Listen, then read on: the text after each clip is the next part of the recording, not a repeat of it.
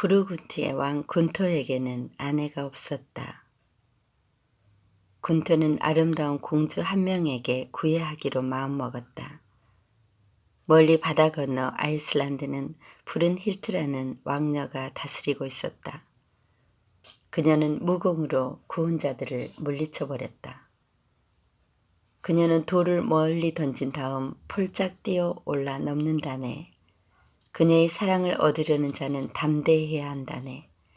그녀가 능숙하게 해치우는 3번의 시험을 이겨내야 한다네. 한 번이라도 시험에 실패하면 목숨을 잃게 된다네. 그때까지 푸른 힐트에게 청혼한 자들은 모두 목숨을 잃었다. 그러나 군터는 단념하지 않았다. 신하가 더 많은 위험에 대해 얘기할수록 군터는 사납고 냉혹한 처녀와 힘을 겨루어 보고 싶었다. 무슨 일이든 간에 서해를 건너가리라 군터가 말했다. 푸른 힐트에게 갈 것이니라 목숨을 걸고 그녀의 사랑을 얻고 말 테다. 그러다 죽는다 해도 그녀와 결혼하고 싶도다. 그런 모험을 하는 것은 반대합니다. 지그프리트가 말했다. 그 여왕은 야만적인 관습을 가지고 있어서 그녀와 결혼하고자 하는 사람은 명예 때문에 비싼 대가를 치러야 합니다. 바다를 건너는 이 여행을 저는 전적으로 반대합니다. 지그프리트 소중한 친구여, 군터가 간청했다. 이 전설적인 미모의 여왕을 찾는 일을 도와주겠소. 내 청을 받아준다면, 그리고 푸른 힐트가 나의 아내가 된다면 내 명예와 목숨을 당신한테 바치겠소. 그러자 지그문트의 아들인 지그프리트가 대답했다. 원하시는 대로 해드리지요. 당신의 여동생 사랑스런 크림힐트를 제게 준다면 아무런 보상도 바라지 않겠습니다. 맹세하리다. 군터가 외쳤다. 푸른힐트가 부르군트의 말을 들어놓게 이렇게만 해준다면 크림힐트는 당신 것이 되는 거요. 내 여동생같이 점잖고 아름다운 미인과 사는 것은 다시 없는 기쁨일 거요. 지그프리트는 그 순간을 기대하며 웃었다. 그러나 마음속으로는 날쌔고 초자연적인 힘을 가진 푸른 힐트를 능가하려면 그의 모습을 감추어주고 12명의 장사의 힘을 줄 수 있는 마법의 망토가 필요하리라 생각했다. 말해보시오, 지그프리트. 이 야만적인 여왕에게 당당하고 화려하게 보이려면 어떻게 준비해야 하겠소? 전사들이 얼마나 필요하겠소? 3만 명이면 충분하지 않겠소? 기사들 수야 아무리 많아도 그들이 아무리 용감하다 해도 그리고 그들의 칼이 아무리 강하다 해도 그들은 그녀의 사나운 땅에서 모두 죽게 될 것입니다. 지그프리트가 곰곰이 생각했다. 그렇게 해서는 그녀를 사로잡을 수 없지요. 차라리 적은 기사를 거느리고 라인강을 건너갑시다. 기사도 법에 따라 당신과 동행할 용감한 기사를 지목하는 것을 허락해 주십시오. 저도 거기에 동참하겠습니다. 2번째 사람은 군터 왕, 3번째는 하겐, 4번째는 그의 동생인 당크바르트로 하지요. 수천 명이 간다 해도 교활하고 능란한 그녀를 당할 수는 없습니다. 오빠, 크림힐트가 눈물을 흘리며 말했다. 아직도 늦지 않았어요. 이곳 푸른 군트에도 아름다운 신부감이 있어요. 그녀의 눈물이 옷을 장식한 금실을 금색으로 물들이며 아래로 흘러내렸다. 지그프리트님, 크림힐트가 흐느꼈다. 오빠를 부탁드릴게요. 오빠를 보호하고 지켜주세요. 푸른 힐트의 미개한 땅에서 죽음보다 더 어두운 그림자가 오빠를 덮치지 못하도록 도와주세요. 크림힐트, 지그프리트가 말했다. 내가 살아있는 한 두려워할 것 없어. 오빠를 다시 당신한테 데려다 주겠어. 부르군트의 아름다운 처녀들이 창가에서 지켜보는 가운데 왕이 탄 배가 미풍에 실려 빠르게 하류로 치닫았다. 그들은 20마일을 항해했으며 12일째 날이 저물 무렵에는 푸른 힐트의 왕국에 있는 무시무시한 아이젠타인 성이 보이는 곳에 닿았다. 해변에 도착하기 전에 한마디 주의를 주고 싶습니다. 지그프리트가 주의를 주었다. 우리 모두 입을 맞추어 똑같은 이야기를 해야 하며 어느 누구도 그 이야기를 반박해서는 안 됩니다. 그렇지 않으면 끔찍한 변을 당할 것입니다. 군터가 왕이고 제가 그의 가신이라고 브룬힐트에게 말해야 합니다. 그녀가 이 말을 믿고 우리 이야기를 따른다면 그녀를 산채로 데려오는 것은 문제도 아닙니다. 이 점을 명심하겠다고 제게 약속해 주십시오. 그들이 엄숙하게 맹세하자 지그프리트는 자신이 이런 위험을 감수하는 것은 군태를 위해서가 아니라 크림힐트의 결혼 승낙을 얻기 위해서라는 점을 그들에게 상기시켰다. 배가 해안에 다섯기가 무섭게 지그프리트가 브룸스에서 데려온 훌륭한 전마 2마리를 끌어내 군터가 탈 수 있도록 말머리를 붙잡았다. 지그프리트와 같은 왕자가 다른 사람을 위해 말머리를 잡는 것은 처음 있는 일일 것이다. 이번에는 지그프리트가 말에 올랐다. 이 두 기사는 눈처럼 흰옷을 입고 있었고 그들이 탄 말 또한 눈부시게 희었으며 오랫동안 항해를 한 끝이라 말들이 펄펄 날뛰었다. 두 기사는 느리게 말을 몰아 궁전으로 향했다. 말 안장에 달린 작은 황금종이 경쾌하게 딸랑거렸다. 그들은 작정한 대로 브룬힐트의 왕국에 온 것이다. 브룬힐트는 그들이 다가오는 것을 은밀하게 지켜보았다.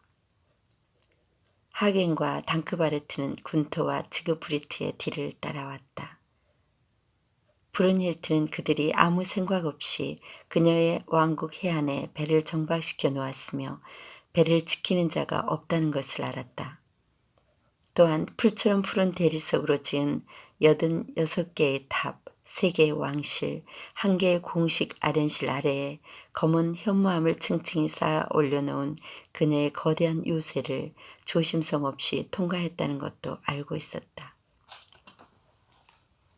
부르군트에서 온 4기사가 요새의 북도로 걸어 들어오자 조신들과 하인들이 아이슬란드의 거대한 홀문을 활짝 열었다. 시종들이 다가와서 무기를 가져가려 하자 하겐이 화를 냈다. 그는 무기를 주지 않으려고 실랑이를 벌였다.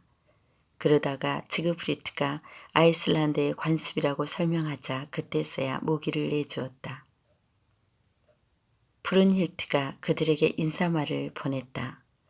거만하게 내 궁전으로 들어온 이 낯선 전사들이 누구이며 무장한 이 기사들이 왜 내 왕국의 해안으로 배를 타고 왔는지 즉시 알고자 하노라. 한 사람이 브룬힐트에게 말했다. 그들은 모르는 자들이옵니다. 다만 한 사람은 지그프리트를 닮았습니다. 그 자를 신중하게 영접하는 것이 어떨지요. 또 한 사람은 아주 훌륭합니다. 그는 거대한 영토를 가진 위대한 왕일 수도 있습니다. 태도가 거만한 것으로 보아 그럴 것 같습니다. 3번째 기사는 키가 아주 크지만 생김새가 음흉합니다. 어두침침한 눈빛으로 보아 사납고 오만할 겁니다. 4사람 중 가장 어린 기사는 기품 있어 보입니다. 신중하고 우아하여 감탄이 나옵니다. 접대용 의상을 가져오느라 브룬힐트가 말했다. 굳센 지그프리트가 나의 사랑을 얻기 위해 이곳에 왔다면 살아서 도망가지 못하리라.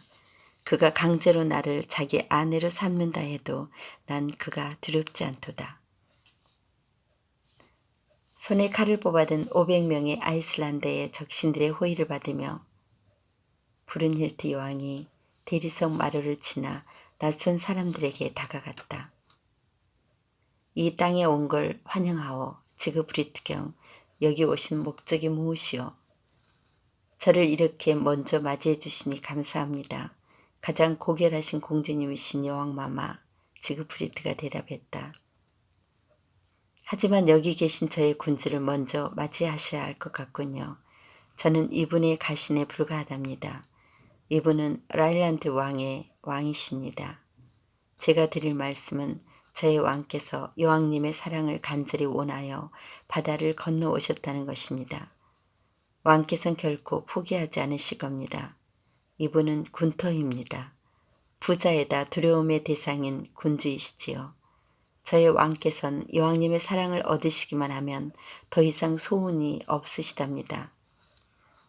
왕께서는 제가 이 여행에 동행하시길 명하셨지요. 저의 의지대로라면 그 명령을 거역했을 겁니다. 지그프리트, 당신이 이 왕의 가신이란 말이오? 브룬힐트가 물었다. 이분이 당신의 군주란 말이오? 이 군터 왕에게 충성을 맹세했나요? 당신의 군주는 3가지 시험에 통과해야 한다는 것을 아시오. 그때 확인이 무례하게 큰 소리로 말했다. 이보시오. 그 성가신 3가지 시험은 무엇이오? 왕께서 전력을 다할 것이고 여자에게 지는 일이 없을 것이오. 먼저 나와 창으로 겨루어하오. 다음에는 돌을 던져서 그 돌을 뛰어넘어야 하오. 그가 지게 되면 당신들 모두 목숨을 잃게 될 것이오. 브룬힐트가 하겐의 눈을 노려보며 말했다. 그녀의 오만함은 이만저만이 아니었다. 지그프리트가 즉시 도전에 응하라고 군태에게 속삭였다. 당신과 겨룰 준비가 되어 있어. 당당한 여왕 군터가 말했다. 당신을 이기지 못하면 죽게 될 것이오. 승부를 판가름할 심판관들이 대화를 보기 위해서 원을 그리고 각자 자리에 앉았다. 700명 이상의 아이슬란드 기사들이 정식으로 대회를 참관할 준비를 했다. 그 사이에 지그프리트는 배로 살짝 들어가 마법의 망토를 입고 군터의 옆으로 돌아왔다. 다른 사람의 눈에는 그의 모습이 보이지 않았다. 그동안에 브룬힐트는 세민을 갑옷에 순금으로 된 투구와 풀보다도 더 푸른 노곡이 받친 방패를 갖추었다. 아이슬란드 여왕이 3겹의 황금과 금속판으로 교묘하게 만든 방패를 가볍게 들어 올리는 것을 보자 하겐조차도 기세가 꺾였다. 하겐은 군터를 단념시키려 했다. 어떠냐 군터. 하겐이 더욱 더 위협을 느끼며 소리쳤다. 이 여자는 다름 아닌 악마의 아내다. 3명의 하인이 무거운 브룬힐트의 창을 못 이겨 비틀거리는 것을 보자 군터는 겁이 나서 주춤했다. 브룬힐트의 창은 말할 수 없이 두껍고 넓고 강력하고 뾰족하고 길고 무거웠으며 바늘 끝처럼 예리하게 다듬어져 있었다. 하겐의 동생 당크바르트가 생각했다. 한 여자 때문에 우리 모두 죽어야 하나. 당크바르트는 자신도 모르게 고개를 뒤로 돌려 궁전을 바라보며 자신의 무기와 하겐의 무기를 되찾을 궁리를 했다. 하겐에게는 부끄러운 게 없었다. 그가 큰 소리로 도전을 했다. 내게 칼만 있다면 이 거만한 여자가 성질을 누그러뜨리는 것을 볼 수 있을 것이오. 브룬힐트가 그 말을 듣고 미소를 지었다. 그녀의 명령에 따라 조신들이 하겐과 당크바르트에게 무기를 돌려주었다. 당크바르트는 이 경멸적인 처사에 얼굴이 붉어지다 못해 푸르락거렸으나 하겐은 그런 브룬힐트를 존경했다. 브룬힐트의 창을 받으려고 발을 내디딘 군터는 어떤 손이 와서 발에 닿는 것을 느꼈다. 처음에는 누가 자기를 만지는지 상상도 할 수 없었으나 지그프리트의 목소리를 듣고 안심이 되었다. 지그프리트는 군터 왼팔 위로 미끄러져 가서 군터의 방패 끈을 잡은 다음 오른손으로 군터의 창을 움켜쥐었다. 하지만 두 전사가 힘을 합쳐도 브룬힐트의 창을 막아낼 수 없었다. 브룬힐트가 던진 창이 우레와 같은 소리를 내며 금속성의 방패에 부딪혔다. 창이 부딪힌 지점에서 눈부신 햇살과 같은 붉은 불꽃이 튀었다. 창은 방패를 뚫고 깊숙이 들어와 군터의 투구에 부딪혀 소리를 냈다. 그 힘에 군터와 지그프리트가 땅으로 낮아빠졌다. 지그프리트가 급히 일어섰다. 이제 군터가 창을 던질 차례였다. 브룬힐트가 쓰러지지 않으면 그들은 패배하리라. 지그프리트는 손이 오른쪽 어깨 위로 뒤로 갈 때까지 창을 뒤로 잡아 뺐다. 그리고는 앞으로 껑충 뛰면서 힘차게 던졌다. 강력한 창에 정확하게 맞은 브린힐트가 팽그르 돌더니 땅에 쓰러졌다. 그녀의 맞은편에서는 지그프리트가 너무 많은 힘을 쓴 나머지 피를 왈칵 토해냈다. 하지만 구경꾼들의 눈에는 군터만이 보였다. 브룬힐트가 부르르 떨며 다시 일어서서 소리쳤다. 이렇게 훌륭하게 일격을 가해주다니 고맙군요, 군터. 브룬힐트는 군터가 창을 던지지 않았으며 그에게는 그런 묘기를 보일 능력이 전혀 없다는 것을 상상도 못했다. 처음 도전에서 패배하자 화가 나서 얼굴이 붉어진 브룬힐트는 남자라도 혼자서 들 수 없는 둥근 돌이 있는 곳으로 성큼성큼 다가갔다. 그녀는 허리를 굽혀 돌을 움켜잡고 일어섰다. 그리고는 돌을 우아하게 들어올려 멀리 내던졌다. 그런 다음 발을 모으고 돌 위로 폴짝 뛰어서 요란한 갑옷 소리를 내며 땅에 내려섰다. 군터와 지그프리트는 자신들의 차례가 되자 소리 없이 돌을 들어올렸다. 그런 다음 지그프리트가 72피트 이상을 던져 뛰어넘었다.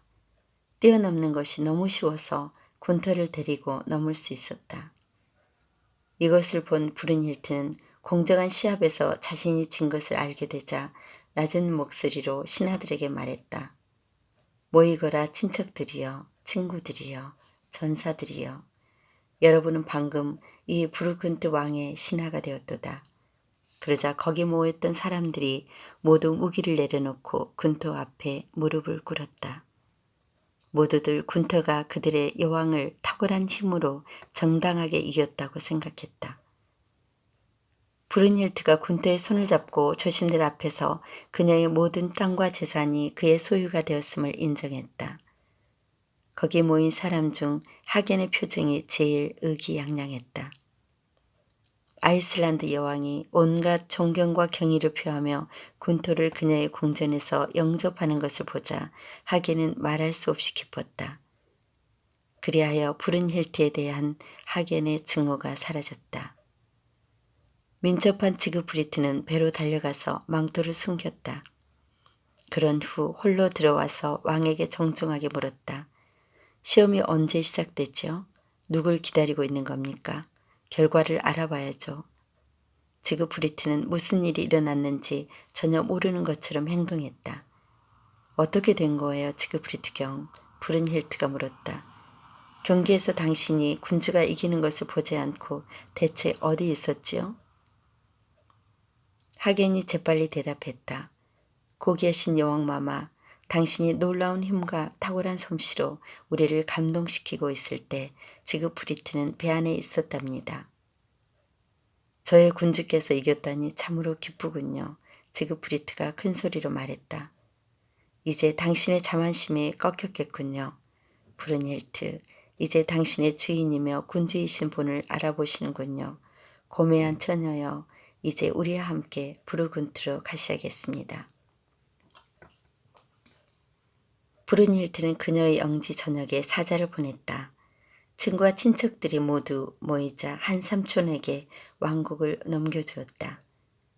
그녀의 결혼식은 라인 강변의 브룸스에서 거행하는 것으로 결정됐다. 강 입구까지 여정은 길고도 험했다. 그 뒤 브룬힐트는 다시는 조국 아이슬란드를 보지 못했다. 세상은 누군가와 더불어 살아가게 되어 있다. 혼자서만 살아갈 수 없는 것이 세상의 이치이다. 어떤 영화나 드라마에서 보면 다른 사람이 이루어 놓은 업적을 가로채어 자신의 것으로 만드는 비열한 인간들이 가끔 등장한다. 모든 드라마나 영화의 끝은 결국 탄로가 나서 끝없는 나락으로 떨어지는 비참한 최후를 보여준다. 하지만 우리의 인간사는 드라마와 영화는 다르다. 다른 사람의 힘으로 다른 사람의 것을 빼앗아 성공하여 잘 사는 사람들도 종종 있는 것이 이 세상이다. 하지만 이 인간들의 머릿속에 늘 찝찝함이 있지 않겠는가? 언젠가는 탄로가 날까봐 조마조마하지 않겠는가? 군도와 지그프리트는 푸른 힐트를 손에 넣기 위해 비열한 방법을 동원했다. 그 결과는 당장은 행복했을지 모르지만 죽음이라는 처절하고 비참한 결과를 가져온다. 우리는 나 자신을 인정하고 남을 인정하고 살 때 비로소 자유로워질 수 있고 행복해질 수 있을 것이다.